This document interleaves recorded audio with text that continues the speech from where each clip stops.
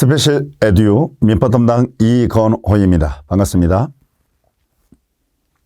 지금 제 강의를 시청하시는 분들은 3.4의 공인중개사시험을 준비하시는 분들일 겁니다. 시험을 준비하는 여러분들에게 가장 큰 목표는 이 시험에 합격하는 것일 겁니다.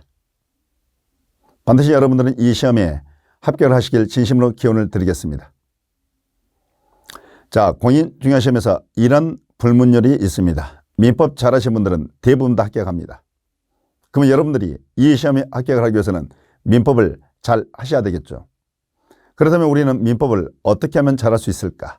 자, 이에 대해서 우리는 한 번쯤은 생각을 해보시는 것도 여러분에게 도움이 되지 않을까 싶습니다.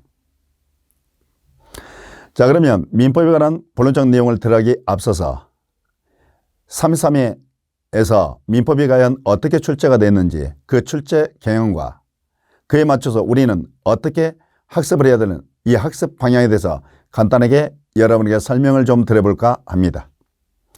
자, 33의 민법 문제는 예년과 동일하게 민법 총칙 10문제, 물권법 14문제, 계약법 10문제, 민사투표법 6문제 이렇게 40문제가 출제가 되었습니다. 이러한 경향은 아마도 3.4의 시험도 마찬가지로 이루어질 거라 보입니다. 자, 3.3의 시험을 분석해 보니까 예년과 다르게 특정 요소가 박스형 문제가 굉장히 많이 출제됐다는 사실입니다. 3.3의 시험에서는 박스형 문제가 15문제를 출제했습니다. 그리고 예년과 또 다르게 자, 우리가 객관시험이라는 것은 옳은 것 아니면 틀린 것 찾아내는 게 형태가 될 텐데 3.3의 시험은 옳은 것 찾아내는 문제가 24문제로서 압도적으로 많았다는 사실입니다. 우리가 시험에서 틀린 것 찾는 것보다는 옳은 것 찾는 것이 체감적으로는 더 어렵게 느끼는 겁니다. 그래서 33회 시험장에서 시험을 응시했던 수험생들 입장에서는 체감적으로 민법이 어렵게 느끼지 않았을까 싶습니다. 최근 이 민법의 출제 경향을 보면 지엽적 문제는 거의 잘 출제를 하지 않고 있는 경향을 보이고 있습니다. 반면에 전체적 부분을 물어보고 있는 종합문제 형식으로 출제되는 경향을 보이고 있다는 사실입니다. 그러면 이런 출제 경향은 아마도 3.4의 시험도 마찬가지로 이루어질 것이라 보입니다. 그럼 우리가 3.4의 시험을 준비하는 우리 입장에서는 어떻게 학습 방향을 잡아야 되냐 문제가 생기겠죠. 저는 이렇게 생각합니다. 이 출제 경향에 맞춰서 우리가 이 학습 방향은 민법에서 고득점 맞는 방법은 어떤 지엽적 부분을 깊게 있게 공부하는 것보다는 전체 부분을 보다 넓게 공부하는 것이 보다 바람직한 학습 방법이 아닐까 싶습니다. 자, 시험을 준비하는 여러분께서는 반드시 이 시험을 합격을 해야 되겠습니다. 합격하기 위해서는 여러분의 의지가 보다 중요하다는 사실입니다. 우리 사람은 하루도 12번 마음이 바뀌죠. 지금은 굉장히 여러분들이 공부에 대한 불타는 의지가 있을 겁니다. 근데 이것이 한 달, 두 달 이렇게 지속적으로 가기는 상당히 힘들지 않을까 싶습니다. 자, 그럴 때마다 여러분들이 저와 함께 참고 이겨내고 가시다 보면 분명히 여러분들이 민법에서 고득점을 맞아서 여러분들이 공인중개사 시험에서 반드시 합격할 거라고 저는 확신하고 있습니다. 자, 그러면 여러분들이 공부할 민법이란 법이 있습니다. 대체 민법이라는 것은 대체 어떤 법인지 간략하게 민법에 대한 전체적 그림을 한번 살펴보고 본론적인 내용을 들어가 볼까 합니다. 자, 우리가 민법은 대체 어떤 법일까? 자, 민법은 이런 겁니다. 자, 사인과 사인사의 법령에 써져 있죠. 자, 사인이란 말은 개인사자를 쓰는 겁니다. 즉 사적 이익을 추구하는 사람 뜻입니다. 사적 이익을 추구하는 사람을 사인이라고 하는 겁니다. 그러면 사인과 사인사의 법률관계, 그러면 사적 이익을 추구하는 사람, 우리 개개인들을 말하겠죠. 그러니까 너와 나와 내 친구와 관계죠. 이런 사인과 사인 사이에 이루어진 법률관계를 규율한 법이 바로 민법인 겁니다. 그래서 우리가 민법 시간에는 국가와 국민 사이를 논하지는 않는 겁니다. 너와 나, 사인과 사인 사이에 이루어진 법률관계만을 대상으로 삼고 있다는 사실을 우리가 먼저 아시면 좋겠습니다. 그럼 이런 사인과 사인 사이 이 법률관계라는 것은 크게 보면 재산을 중심으로 이런 법률관계가 형성될 수도 있는 거고요. 가족을 중심으로 이런 법률관계가 형성될 수가 있죠. 그래서 사인과 사인사의 법률관계는 크게 나눠보면 재산관계와 이처럼 가족관계로 이렇게 구별해 볼 수가 있습니다. 그래서 요 재산관계를 규율한 부분을 우리는 재산법이라 표현하고 있고요. 가족관계를 규율한 부분을 우리는 가족법이라 부르고 있습니다. 그래서 민법은 크게 보면 재산관계를 규율하는 재산법 분야와 가족관계를 규율하는 가족법 분야가 이렇게 있는 겁니다. 그럼 이 재산법 분야와 이 가족 분야의 공통부문을 추출해서 추상화시킨 부분이 하나 있습니다. 그 부분을 민법 총칙이라고 하는 겁니다. 그래서 우리 민법은 민법 총칙, 재산법, 가족법으로 이렇게 이루어져 있다는 사실입니다. 물론 공인중개사시험을 주면 여러분께서는 민법 총칙, 재산법, 가족법 이 전 범위를 다 시험 범위로 들어가 있지 않기 때문에 이 중에서 일부만을 우리가 공부하는 것에 불과합니다. 자, 이렇게 민법은 사인과 산세에 이루어진 법령에 규율한 법으로서 재산법과 가족법으로 크게 보면 나눠져 있구나. 그리고 이 재산법, 가족법 분야의 공통부문을 추출해서 모아놓은 부분을 민법 총칙으로 하는 거구나. 자, 민법이 이제 어떠한 법인지 대충 느낌은 오시죠. 자, 그러면 이제 본론적으로 교재를 들어가 보도록 하겠습니다. 자, 교재가 보면 제1장에 이게 나옵니다. 법률관계와 권리변동이라는 게 나옵니다. 대체 법률관계가 어떤 관계를 우리는 법률관계라고 부르며 대체 권리변동이란 무엇을 권리변동이라 하는지 이에 대해서 우리가 개념적 정의를 한번 내려보도록 하겠습니다. 자, 사람은 이 사회 속에서 혼자는 살 수 없다고 하고 있지 않습니까? 분명히 나는 내가 아닌 다른 누군가와 일정한 관계를 맺고 우리는 살아가고 있는 겁니다.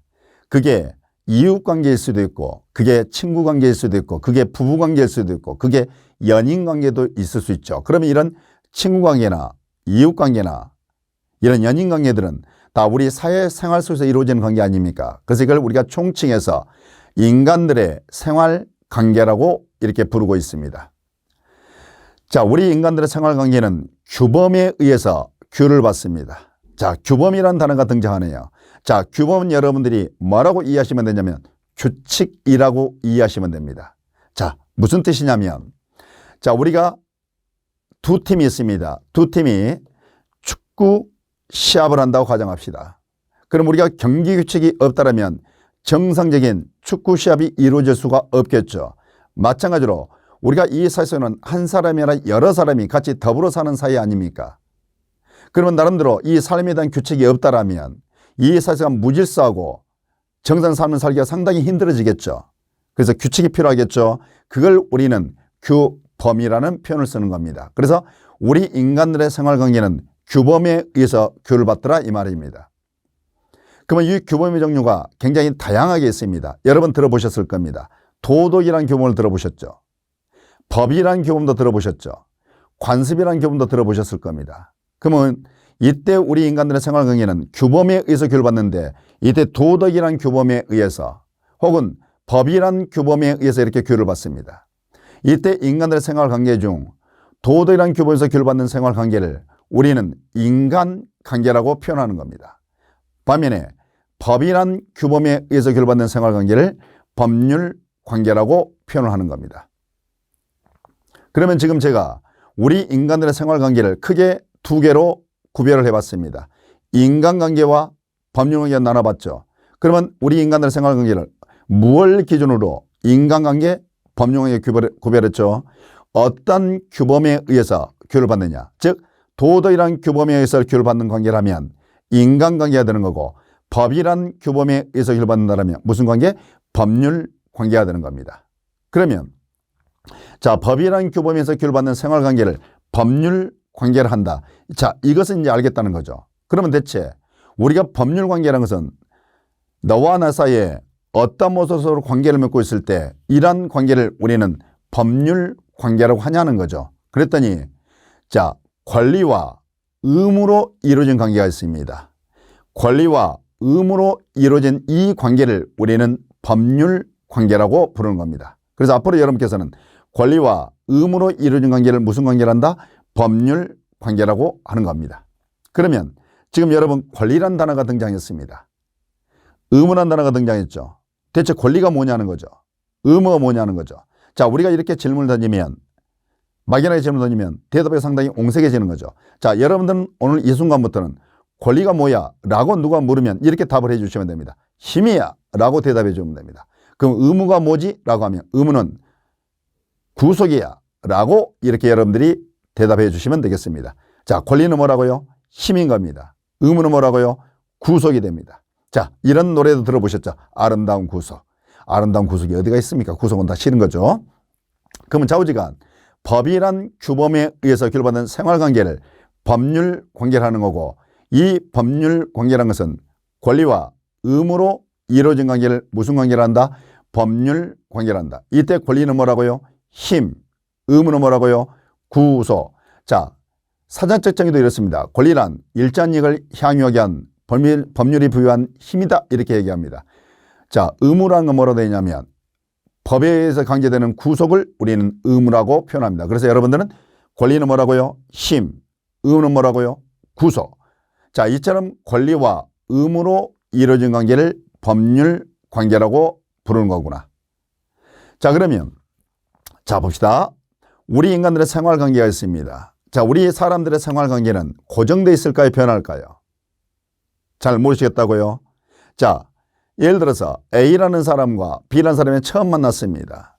자, 처음 만났을 때는 어때요? 우리 아이 컨택을 합니까? 못합니까? 못하죠. 왜? 너무 낯설기 때문에. 자, 그런데 2번, 3번, 4번 자꾸 만나다 보면 어떻게 되죠? 친해지는 거죠. 그러다 보면 아이 컨택을 하죠. 그리고 이게 남녀라면 이걸 더 발전해서 연인관계 되지 않습니까? 자, 이런 연인관계가 이제 연인관계를 형성했습니다. 자, 그러다가 자기야 응 하면서 아주 좋은 관계를 유지하다가 자, 어느 날 대판 싸웠나 봐요. 그래서 우리 그만 헤어져. 그래서 연인관계가 파토가 나죠. 자, 이처럼 사람의 생활관계라는 것은 고정되어 있는 게 아니라 이렇게 변한다는 얘기입니다. 그러면 사람의 생활관계 변합니다. 그러면 우리가 생활관계 중 법이란 규범에서 결부받는 생활관계를 우리가 법률관계라고 했잖아요. 그러면 사람의 생활관계가 변한다면 필연적으로 법률관계도 변할 수밖에 없겠죠. 그럼 법률관계란 권리와 의무로 이루어진 관계를 말한다고 그랬죠. 그러면 권리와 의무관계도 변한다는 결론이 나올 수밖에 없죠. 그러니까 사람의 생활관계가 변하니까 필연적으로 법률관계도 변한다는 겁니다. 그럼 법률관계가 변하니까 권리와 의무로 이루어진 관계도 변한다, 변하지 않는다.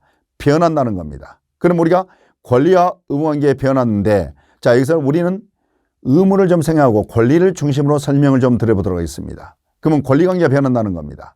그러면 이 권리관계가 변하는데 이 권리가 변하는 이 구체적 모습을 살펴보니까 권리가 발생하는 모습으로 권리가 변경하는 모습으로 권리가 소멸한 모습으로 이렇게 나타나다는 겁니다.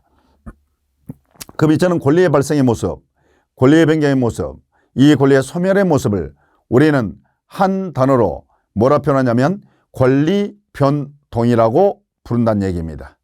다시 설명드리겠습니다. 우리가 법이라는 규범에 의해서 결부받는 생활관계를 법률관계로 표현했었죠. 법률관계라는 것은 권리와 의무로 이루어진 관계를 우리는 법률관계라고 불렀었습니다.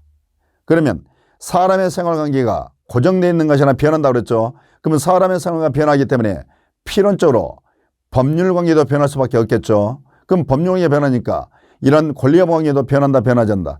변한다는 겁니다. 이걸 권리를 중심으로 살펴보면 권리가 변하는 이런 구체적 모습을 살펴보니까 권리가 발생하는 모습으로 권리가 변경하는 모습으로 권리가 소멸한 모습으로 이렇게 나타나다는 거예요. 그러면 우리가 권리관계 변하는 모습은 권리의 발생의 모습도 있고 권리의 변경의 모습도 있고 권리의 소멸의 모습도 있다는 얘기죠. 그러면 권리의 발생, 권리의 변경, 권리의 소멸을 우리를 함축적으로 뭐라 부른다? 권리변동이라고 부른다. 자, 그러면 지금 우리가 법률관계가 무엇인지 권리변동이 무엇인지 정의가 나왔죠. 자, 법률관계란 법에 의해서 규율받는 생활관계로서 권리와 의무로 이루어진 관계를 우리는 무슨 관계를 한다? 법률관계를 한다. 권리변동이라는 것은 권리의 발생, 권리의 변경, 권리의 소멸의 모습을 한 단어로 함축적으로 뭐라 부른다? 권리변동이라 부른다. 그러면 우리가 지금 요 챕터 1에서 법률관계가 어떤 관계를 말하고 권리변동이 무엇을 의미하는지를 자, 확인이 끝났죠. 자, 그러면 구체적으로 우리가 권리변동에서 좀 더 구체적으로 들어가기 앞서서 잠시 쉬었다가 이어서 수업을 진행하도록 하겠습니다.